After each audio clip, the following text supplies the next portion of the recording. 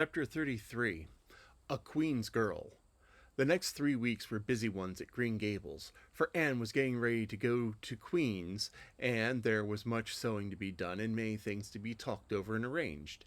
Anne's outfit was ample and pretty, for Matthew saw to that, and Marilla for once made no objections whatever to anything he purchased or suggested. More, one evening she went up to the east gable with her arms full of a delicate pale green material. And here's something for a nice light dress for you. I don't suppose you really need it. You've plenty of pretty waists, but I thought maybe you'd like something real dressy to wear if you were asked out anywhere for an evening on the town, to go to a party or anything like that. I hear that Jane and Ruby and Josie have got evening dresses, as they call them, and I don't mean you shall be behind them. I got Mrs. Allen to help me pick it up in town last week, and we'll get Emily Gillis to make it for you. Emily has got taste, and her fits aren't to be equaled. Oh, Marilla, it's just lovely, said Anne. Thank you so much. I don't believe you ought to be so kind to me. It's making it harder every day for me to go away. The green dress was made up with as many tucks and frills and shirrings as Emily's taste permitted. Anne put it on one evening for Matthew and Marilla's benefit and recited the maiden's vow for them in the kitchen. As Marilla watched the bright animated face and graceful motions, her thoughts went back to the evening Anne had arrived at Green Gables, and memory recalled a vivid picture of the odd, frightened child in her preposterous yellowish brown wincey dress, the heartbreak looking out of her tearful eyes. Something in the memory brought tears to Marilla's own eyes. I declare my recitation has made you cry, Marilla, said Anne gaily, stooping over Marilla's chair to drop a butterfly kiss on that lady's cheek. Now I call that a positive triumph. No, I wasn't crying over your piece, said Marilla, who would have scorned to be betrayed into such weakness by any poetry stuff. I couldn't help thinking of the little girl you used to be, Anne, and I was wishing you could have stayed that little girl even with all your queer ways. You've grown up now and you're going away. You look so tall and stylish and so different altogether in that dress, as if you didn't belong in Avonlea at all, and I just got so lonesome thinking it all over. Marilla, Anne said, down on Marilla's gingham lap, took Marilla's lined face between her hands and looked gravely and tenderly into Marilla's eyes. I'm not a bit changed, not really. I'm only just pruned down and branched out. The real me, back here, is just the same. It won't make a bit of difference where I go or how much I change outwardly. At heart, I shall always be your little Anne, who will always love you and Matthew and dear Green Gables more and better every day of her life. Anne laid her fresh young cheek against Marilla's faded one and reached out a hand to pat Matthew's shoulder. Marilla would have given much just then to have possessed Anne's power of putting her feelings into words, but nature and habit had willed it otherwise. She could only put her arms about as close to her girl as and hold her tenderly to her heart, wishing that she never had let her go. Matthew, with suspicious moisture in his eyes, got up and went out of doors. Under the stars of the blue summer night, he walked agitatedly across the yard to the gate under the poplars. Well, now, I guess she ain't been much spoiled, he muttered proudly. I guess my putting my oar occasionally never did much harm after all. She's smart and pretty, loving too, which is better than all the rest. She's been a blessing to us, and there is never a luckier mistake than what Miss Spencer made. If it was luck, I don't believe it was any such thing. It was Providence, because the Almighty saw we needed her, I reckon. The day finally came when Anne must go to town. She and Matthew drove in one fine September morning after a tearful parting with Diana, and an untearful practical one on Marilla's side at least, with Marilla. But when Anne had gone, Diana dried her tears and went on a beach picnic at White Sands with some of her Carmody cousins, where she contrived to enjoy herself tolerably well, while Marilla plunged fiercely into unnecessary work and kept at it all day long with the bitterest kind of heartache, the ache that burns and gnaws and cannot wash itself away in ready tears.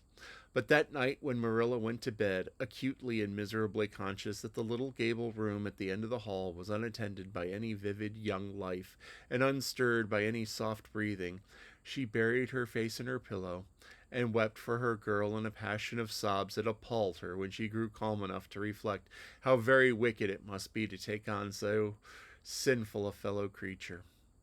Anne and the rest of the Avonlea scholars reached town just in time to hurry off to the academy. That first day passed pleasantly enough in a whirl of excitement, meeting all the new students, learning to know the professors by sight, and being assorted and organized into classes. Anne intended taking up the second year work by being advised to do so by Miss Stacy.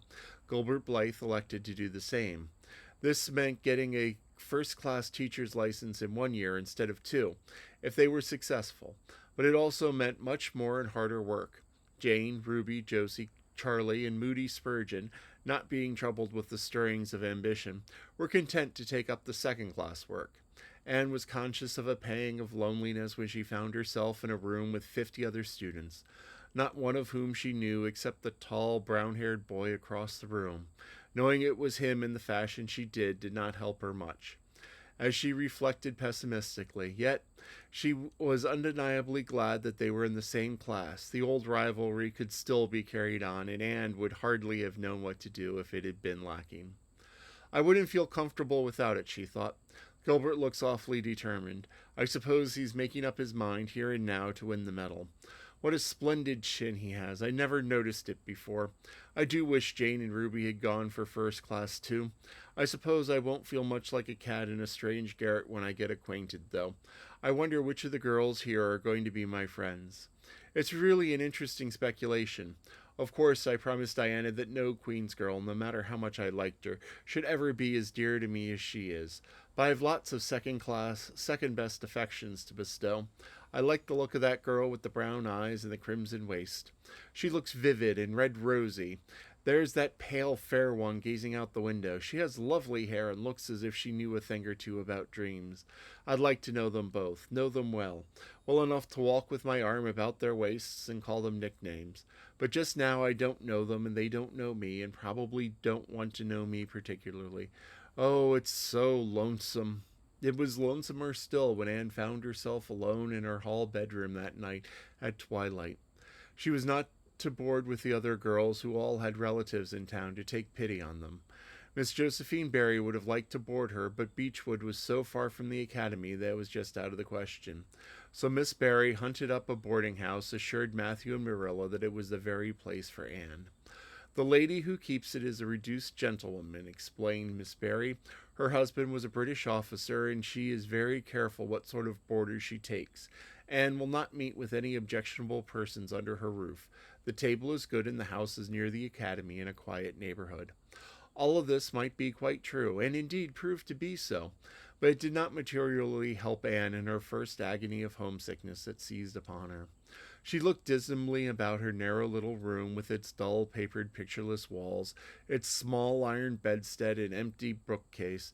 An horrible choke came to her throat as she thought of her own white room at Green Gables, where she would have the pleasant consciousness of a great green still outdoors, of sweet peas growing in the garden and moonlight falling on the orchard, of the brook below the slope and the spruce boughs tossing in the night wind beyond, of vast starry sky and the light from Diana's window shining out through the gap in the trees.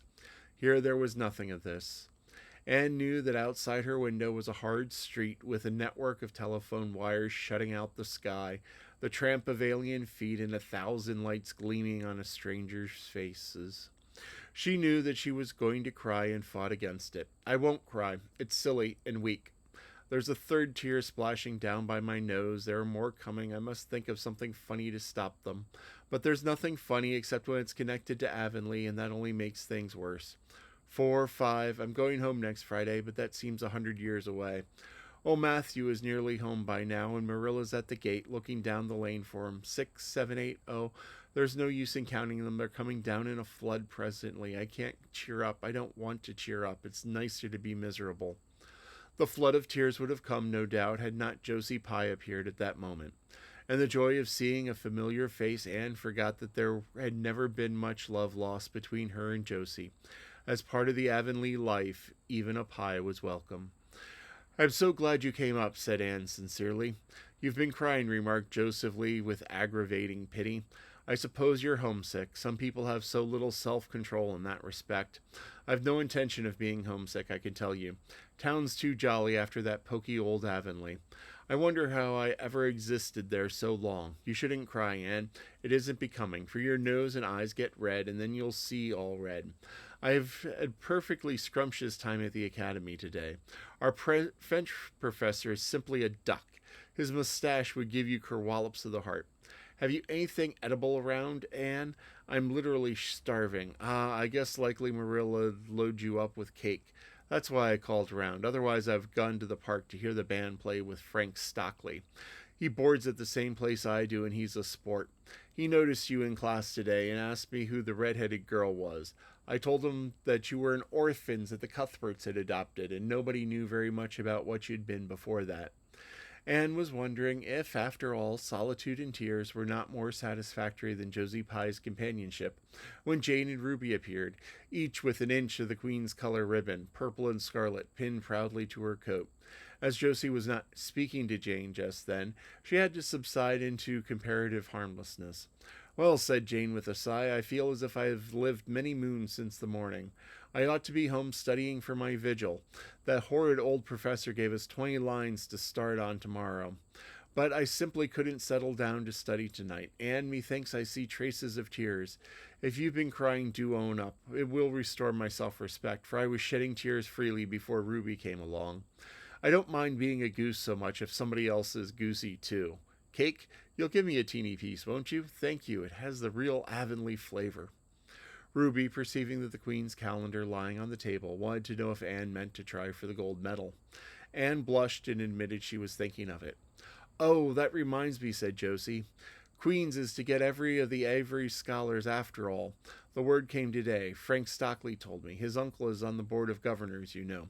It will be announced in the academy tomorrow. An Avery scholarship. Anne felt her heart beat more quickly, and the horizons of her ambition shifted and broadened as if by magic.